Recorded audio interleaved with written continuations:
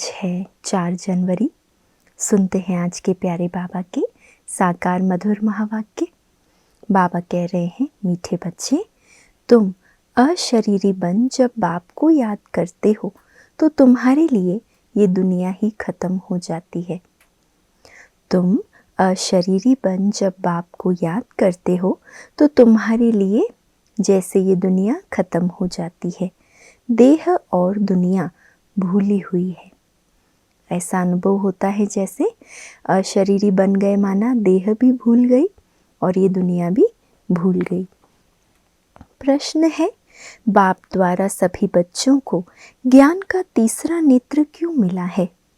उत्तर, अपने को आत्मा समझ बाप जो है जैसा है उसी रूप में याद करने के लिए तीसरा नेत्र मिला है। परंतु ये तीसरा नेत्र काम तब करता है जब पूरा योग युक्त रहे।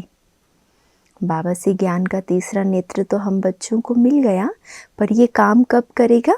जब पूरा योग युक्त रहे, अर्थात एक बाप से सच्ची प्रीत हो, किसी के नाम रूप में लटके हुए ना हो।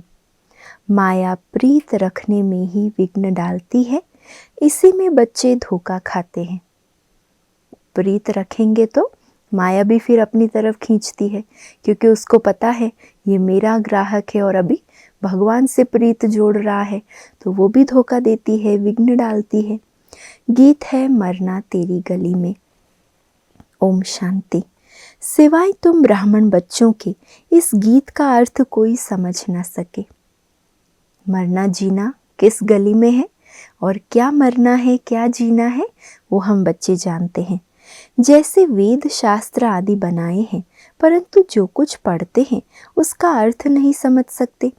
इसलिए बाप कहते हैं, मैं ब्रह्मा मुख द्वारा सब वेदों शास्त्रों का सार समझाता हूँ। वैसे ही इन गीतों का अर्थ भी कोई समझ नहीं सकते, बाप ही इनका अर्थ बताते हैं।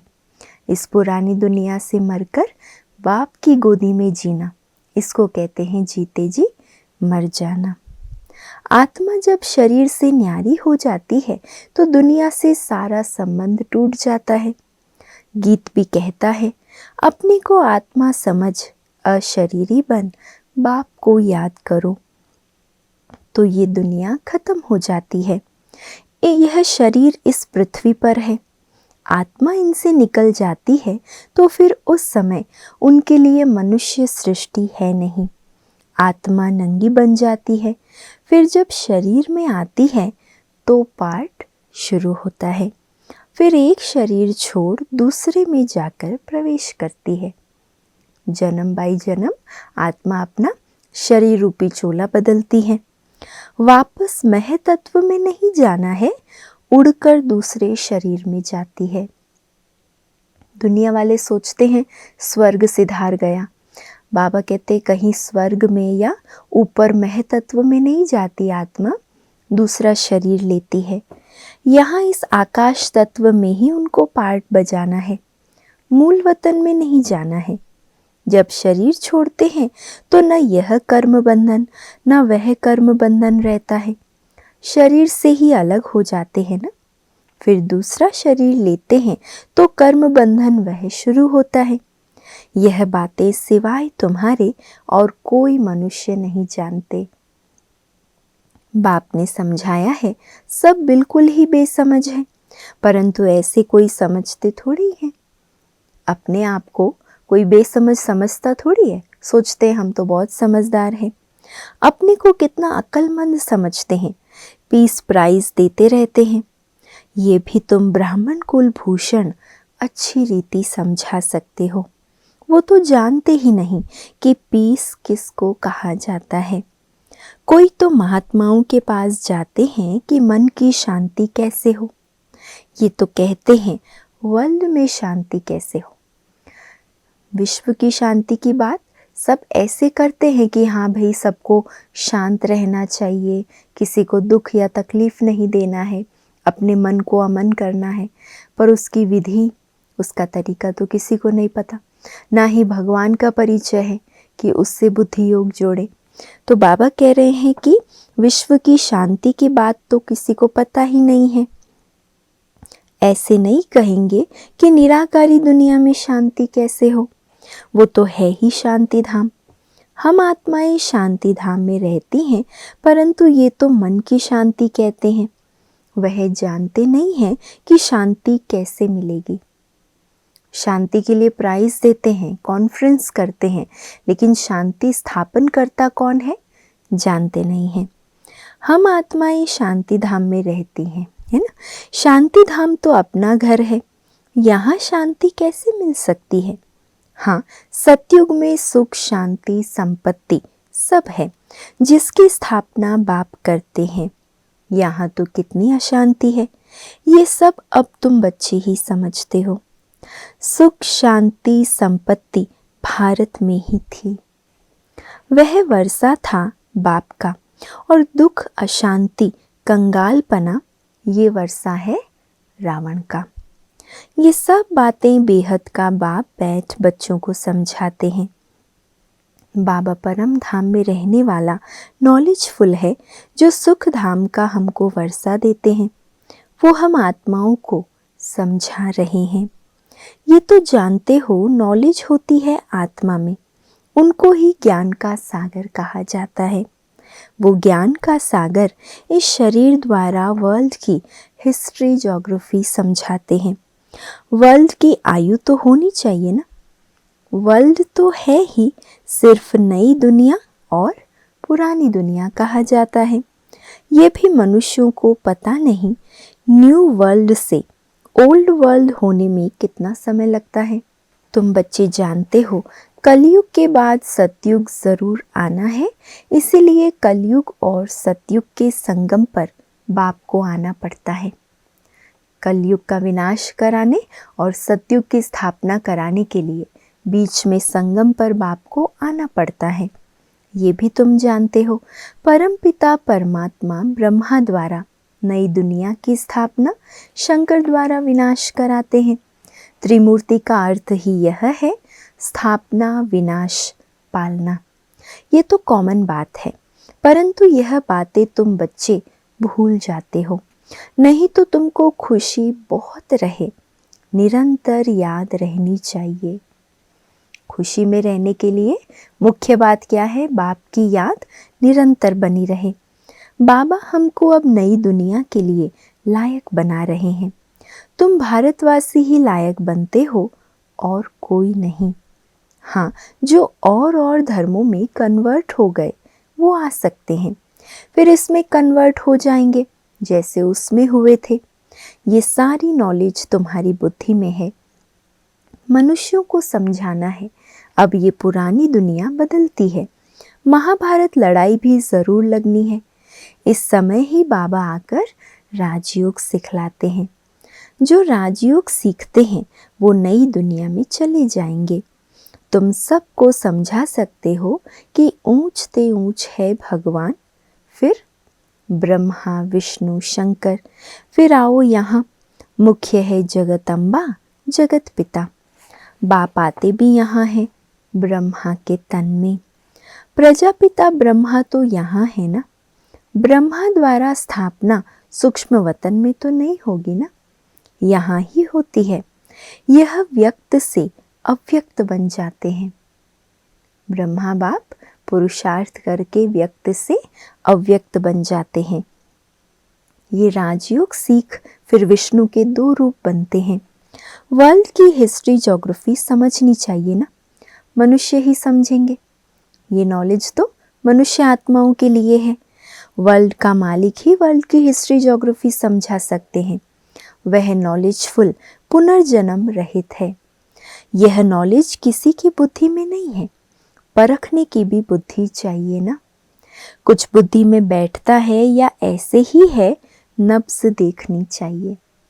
जब भी किसी को ज्ञान सुनाते हैं तो बाबा कह रहे ये भी परखो कि आप जो सुना रहे हो उनकी बुद्धि में बैठ रहा है, समझ रहे हैं या नहीं।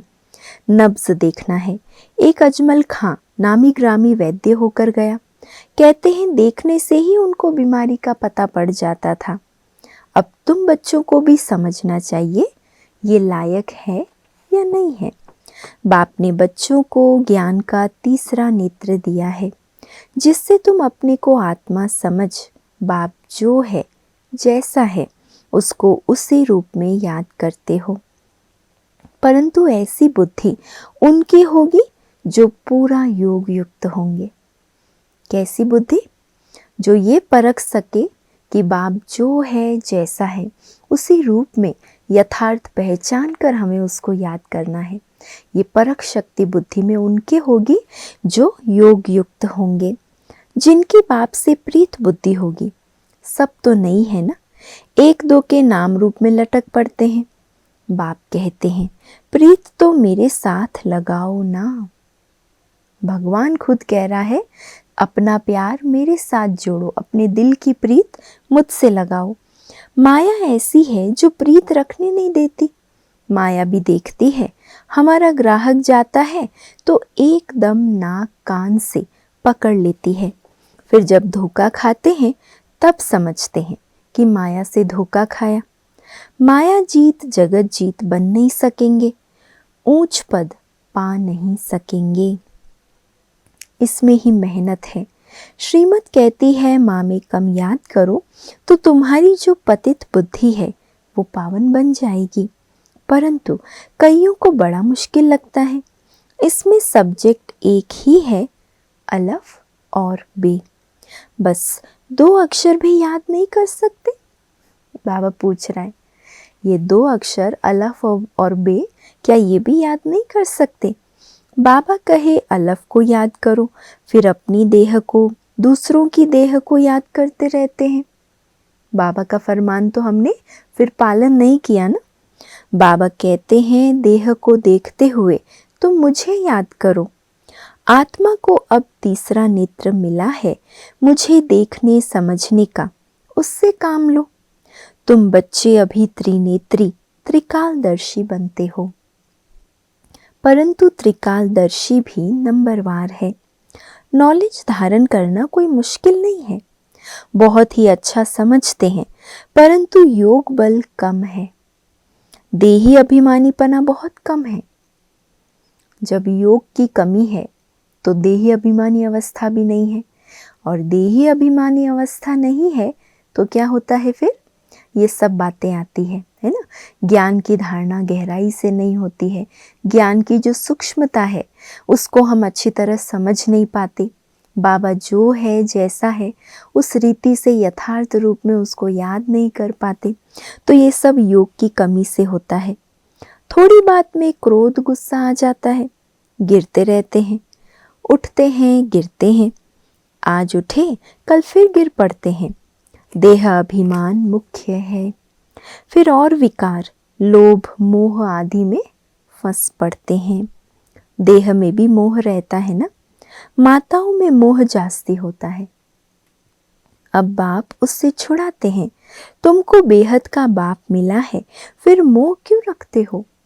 उस समय शक्ल बातचीत ही बंदर मिसल हो जाती है।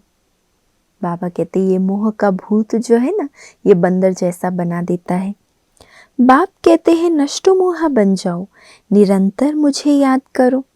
पापों का बोझा सिर पर बहुत है, वो कैसे उतरे? परंतु माया ऐसी है जो याद करने नहीं देगी। करना चाहते हैं लेकिन बार बार माया विघ्न डालती है। भल कितना भी माथा मारो, घड़ी घड़ी बुद्धि को उड़ा देती है। कितनी कोशिश करते हैं हम मोस्ट बिलवेड बाबा की ही महिमा करते रहें। बाबा बस आपके पास आए कि आए, परंतु फिर भूल जाते हैं। बुद्धि और तरफ चली जाती है। ये नंबर 1 में जाने वाला भी पुरुषार्थी है ना। बच्चों की बुद्धि में ये याद रहना चाहिए कि हम गॉड फादरली स्टूडेंट हैं। गीता में भी है भगवानों आज मैं तुमको राजाओं का राजा बनाता हूँ। सिर्फ शिव के बदले श्री कृष्ण का नाम डाल दिया है। वास्तव में शिव बाबा की जयंती सारी दुनिया में मनानी चाहिए। शिव बाबा सबको दुख से लिबरेट कर गाइड बन ले जाते हैं। यह तो सब मानते हैं कि वो लिबरेटर गाइड है, सबका पतित पावन है, सबको शांति धाम सुख धाम में ले जाने वाला है, तो उनकी जयंती क्यों नहीं मनाते? भारतवासी ही नहीं मनाते, इसलिए ही भारत की ये बुरी गति हुई है। जिस भगवान ने भारत की भूमि को स्वर्ग बनाया, भारतवासी उसे ही भूल गए, तो बाबा कहते ये गति हो गई। मौत भी बुरी गति से होता है। वो तो बॉम्ब्स ऐसे बनाते हैं कि गैस निकला और खलास, जैसे क्लोरोफॉर्म लग जाता है। ये भी उन्हों को बनाने ही हैं। बंद होना इम्पॉसिबल है।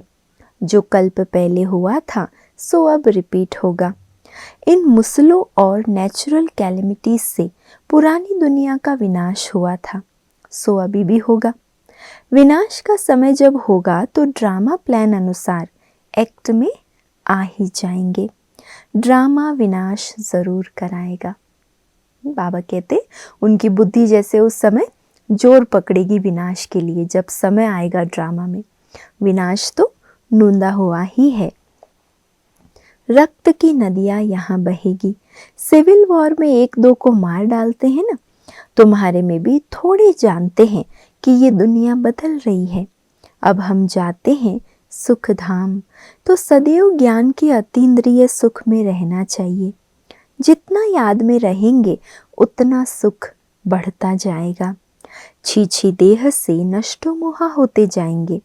बाप सिर्फ कहते हैं अलफ को याद करो तो बेबादशाही तुम्हारी है। सेकंड में बादशाही, बादशाह को बच्चा हुआ तो गोया बच्चा बादशाह बनाना। तो बाप कहते हैं मुझे याद करो, और दूसरा चक्र को याद करो तो चक्रवर्ती महाराजा बनेंगे। इसीलिए गाया जाता है सेकंड में जीवन मुक्ति, सेकंड में बेगर टू प्रिंस। कितना अच्छा है। तो श्रीमत पर अच्छी रीति चलना चाहिए। कदम कदम पर राय लेनी होती है। बाप समझाते हैं मीठे बच्चे, ट्रस्टी बनकर रहो तो ममत्व मिट जाए। परंतु ट्रस्टी बनना मासी का घर नहीं है। ये खुद ट्रस्टी बने हैं, बच्चों को भी ट्रस्टी बनाते हैं। ये कुछ भी लेते हैं क्या? किसकी बात कर रहे हैं शिव बाबा? ब्रह्मा बाबा की। कहते हैं तुम ट्रस्टी हो, संभालो। ट्रस्टी बने तो फिर ममत्व मिट जाता है। कहते भी हैं ईश्वर का सब कुछ दिया हुआ है, फिर कुछ नुकसान पड़ता है या कोई मर जाता है तो बीमार हो पड़ते हैं।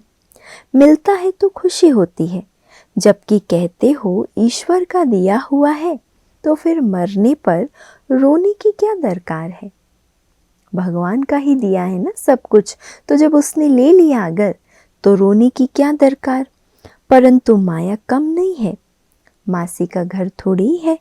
इस समय बाप कहते हैं तुमने हमको बुलाया कि इस पतित दुनिया में हम रहना नहीं चाहते हैं, हमको पावन दुनिया में ले चलो, साथ ले चलो, परंतु इसका अर्थ भी समझते नहीं।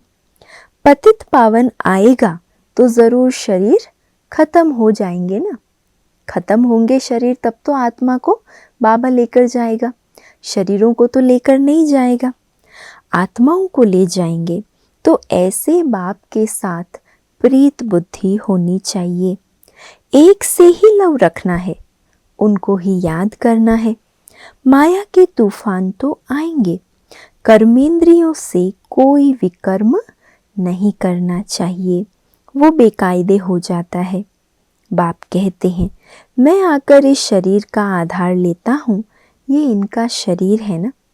तुमको याद बाप को करना है। तुम जानते हो ब्रह्मा भी बाबा, शिव भी बाबा है। विष्णु और शंकर को बाबा नहीं कहेंगे। शिव है निराकार बाप, प्रजापिता ब्रह्मा है साकारी बाप। अब तुम साकार द्वारा निराकार बाप से वर्षा ले रहे हो। दादा इनमें प्रवेश करते हैं तब कहते हैं दादी का वर्षा बाप द्वारा हम लेते हैं। दादा है निराकार और बाप है साकार। दादा ग्रैंडफादर है निराकार और बाप है साकार। ये वंडरफुल नई बातें हैं ना। त्रिमूर्ति दिखाते हैं परंतु समझते नहीं हैं। शिव को उड़ा दिया है, बाप कितनी अच्छी अच्छी बातें समझाते हैं, तो खुशी रहनी चाहिए कि हम स्टूडेंट हैं। बाबा हमारा बाप टीचर सतगुरु है। अभी तुम वर्ल्ड की हिस्ट्री ज्योग्राफी बेहद के बाप से सुन रहे हो, फिर औरों को सुनाते हो। ये 5000 वर्ष का चक्र है। कॉलेज के बच्चों को वर्ल्ड की हिस्ट्री ज्योग्राफी समझानी चाहिए। 84 जन्मों की सीढ़ी क्या है, भारत की चढ़ती कला और उतरती कला कैसे होती है, ये समझाना है। सेकंड में भारत स्वर्ग बन जाता है, फिर 84 जन्मों में भारत नर्क बनता है। ये तो बहुत ही सहज समझने की बात है। भारत गोल्डन एज से आयरन एज में कैसे आया, ये तो भारतवासियों को समझाना चाहिए, टीचर्स को भी समझाना चाहिए। वो है जिस्मानी नॉलेज, ये है रूहानी नॉलेज। क्योंकि टीचर स्टूडेंट्स को पढ़ाते हैं ना स्कूल में, कॉलेज में, तो अगर उन्होंने ये ज्ञान समझा तो बच्चों को भी समझा सकते हैं। वो नॉलेज मनुष्य देते हैं, ये तो गॉड फादर देते हैं। वो है मनुष्य सृष्टि का बीज रूप, तो उनके पास मनुष्य सृष्टि का ही नॉलेज होगा। अच्छा, मीठे मीठे सिके लधे बच्चों प्रति माता पिता बाप दादा का याद प्यार और गुड मॉर्निंग। रूहानी बाप के रूहानी बच्चों को नमस्ते, और हम सब रूहानी बच्चों के रूहानी माता पिता बाप दादा को याद प्यार, गुड मॉर्निंग और नमस्ते। धारणा के लिए आज का मुख्य सार है, पहला, इस छीछी देह से पूरा नष्टो मोहा बन ज्ञान के अति इंद्रिय सुख में रहना है। बुद्धि में रहे अब ये दुनिया बदल रही है, हम जाते हैं अपने सुख धाम। दूसरा, ट्रस्टी बनकर सब कुछ संभालते हुए अपना ममत्व मिटा देना है। एक बाप से सच्ची प्रीत रखनी है, कर्मेंद्रियों से कभी भी कोई विकर्म नहीं करना है। दिल की प्रीत एक बाबा के साथ लगी रहे, कर्मेंद्रियों से कभी भी कोई विकर्म नहीं करना है। आज का वरदान है, ब्रह्मा बाप समान श्रेष्ठ ते श्रेष्ठ तस्वीर बनाने वाले परोपकारी भव। ब्रह्मा बाप समान श्रेष्ठ ते श्रेष्ठ तस्वीर बनाने वाले परोपकारी भव। श्रेष्ठ स्मृति और श्रेष्ठ कर्म द्वारा तकदीर की तस्वीर तो सभी बच्चों ने बनाई है, अभी सिर्फ लास्ट टचिंग है संपूर्णता की। उस तस्वीर में जो लास्ट टचअप रह गया है, वो बाबा कह रहे हैं संपूर्णता की रह गई है। वह ब्रह्मा बाप समान श्रेष्ठ ते श्रेष्ठ बनने की। इसके लिए परोपकारी बनो, अर्थात स्वार्थ भाव से सदा मुक्त रहो। हर परिस्थिति में, हर कार्य में, हर सहयोगी संगठन में जितना निस्वार्थपन होगा उतना ही परोपकारी बन सकेंगे। हर परिस्थिति में, हर कार्य में, हर सहयोगी संगठन में जितना निस्वार्थपन होगा उतना ही परोपकारी बन सकेंगे। सदा स्वयं को भरपूर अनुभव करेंगे, सदा प्राप्ति स्वरूप की स्थिति में स्थित रहेंगे, स्व के प्रति कुछ भी स्वीकार नहीं करेंगे, लेकिन सदा प्राप्ति स्वरूप संपन्न स्वरूप अवस्था में रहेंगे। स्लोगन है, सर्वस्व त्यागी बनने से ही सरलता व सहनशीलता का गुण आएगा। सर्वस्व त्यागी बनने से ही सरलता व सहनशीलता का गुण आएगा। आज का व्यक्त इशारा है, ये सकाश देने की सेवा निरंतर कर सकते हो।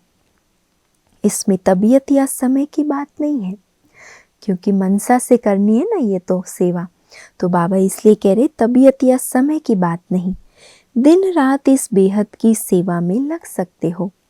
जैसे ब्रह्मा बाप को देखा, रात को भी आँख खुली और बेहद की सकाश देने की सेवा होती रही। तबीयत ठीक नहीं भी होते भी ब्रह्मा बाप रात को जागकर सकाश देने की सेवा करते थे। ऐसे फॉलो फादर करो। जब आप बच्चे बेहद को सकाश देंगे तो नज़दीक वाले ऑटोमेटिक सकाश लेते रहेंगे। इस बेहद की सकाश देने से वायुमंडल ऑटोमेटिक बनेगा। अपनी शक्तिशाली मनसा द्वारा सकाश देने की सेवा करो। आज का स्वमान है, मैं विश्व सेवाधारी हूँ। मैं विश्व सेवाधारी हूँ। योगाभ्यास करेंगे। मैं ब्रह्मा बाप समान बेहद का सेवाधारी हूँ। बेहद की भावना रख अपनी शक्तिशाली मनसा से वायुमंडल को शक्तिशाली बनाने में सहयोग कर रही हूँ। चारों तरफ का वायुमंडल शक्तिशाली बन रहा है।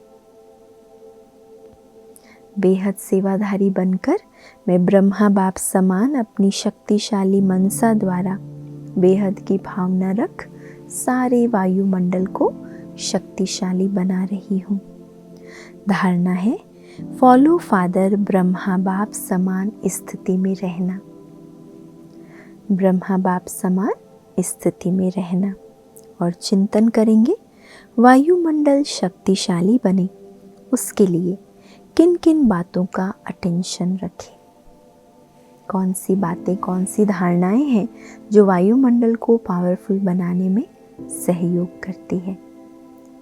अच्छा, ओम शांति।